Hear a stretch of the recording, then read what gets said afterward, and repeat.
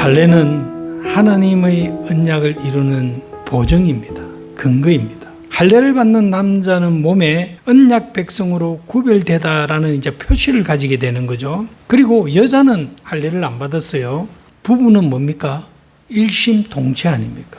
그 할례를 받은 남자와 일심동체가 됨으로써 여자는 자연스럽게 언약 백성의 복을 누리게 되는 것입니다. 할례를 받은 남자의 언약 백성의 표시는 또한 부정 사용을 금하시는 것입니다. 다시 말하면 너는 하나님의 언약 백성이니 너를, 너의 몸을, 너의 정신을 나쁜 데 사용하지 말라는 것입니다. 할렐루야. 사랑하는 성도 여러분, 할례는 오늘날 세례와 같은 것입니다. 오늘날 또 기독교인으로서 공부하여 기독교 진리를 배우고 하나님을 알고 세례를 받음으로 이제 그 사람의 인생은 세상의 철학이 아니라 하나님 말씀으로 세워진 기독교 세계관을 갖게 됩니다. 이것이 하나님 백성, 천국 백성이 가져야 할 매우 중요한 자세입니다. 그런데 내가 누구인가를 놓치며 우리가 살고 있지는 않습니까? 표면적으로 우리가 하나님의 자녀임을 고백합니다. 그래서 찬양도 하고 예배도 드리지만 실상 내 삶 속 깊은 곳에 하나님의 말씀에 기반하여 하나님 백성으로 사는 삶을 살고 있습니까? 나는 언약 백성의 자부심과 긍지를 가지고 있습니까? 어느 때 언약 백성의 여러분은 자부심을 느끼십니까? 언약 백성의 긍지는 무엇입니까? 나를 통하여 하나님의 일들을 이루어 가시려는 하나님의 커다란 계획, 그 섭리를 얼마나 알고 있으며 어떻게 그 일에 여러분은 동참하고 있습니까? 사실 우리는 대부분 하나님을 잊고 살아가고 있습니다.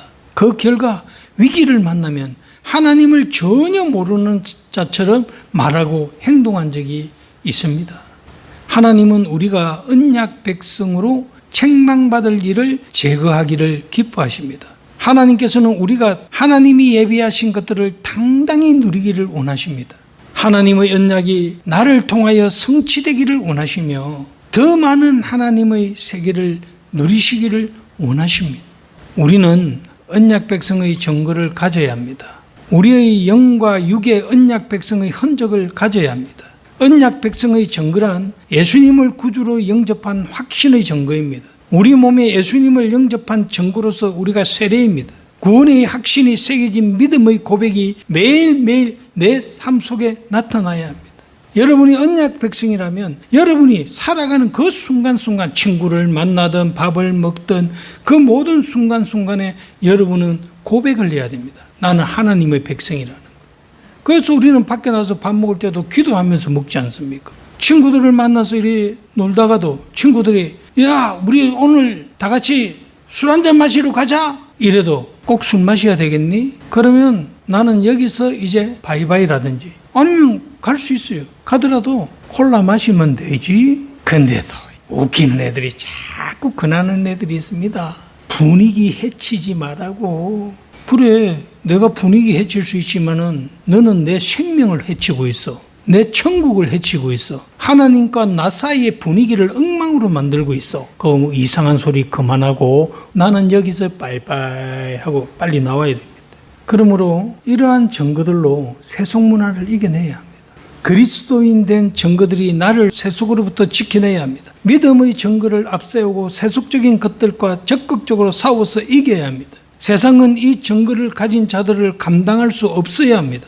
믿음의 증거를 가진 자에게는 예수님의 근세가 있습니다. 여러분 믿고 해보세요. 예수님의 근세가 나타납니다. 우리가 믿음을 가지면 집요하게 나를 괴롭힌 그 사람이 문제가 생겨서 떠나든지 아니면 그 사람이 변하고 나의 동조자가 되고 나도 예수님 믿고 싶어요 이렇게 변하는 것이죠. 하나님이 그렇게 만들어 주시는 거예요.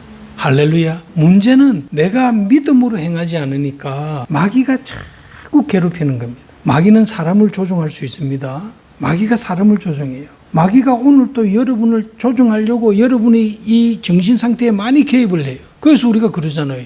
예수님의 이름으로 명하노니 더러운 마귀 귀신아 떠나가라. 그래서 우리 종교개혁가 루터가 그러지 않습니까? 새가 내 머리 위를 맴도는 것은 어쩔 수 없지만은 그 새가 내 머리에 내려앉아 내 머리를 파김치로 만드는 것은 용납하지 않겠다.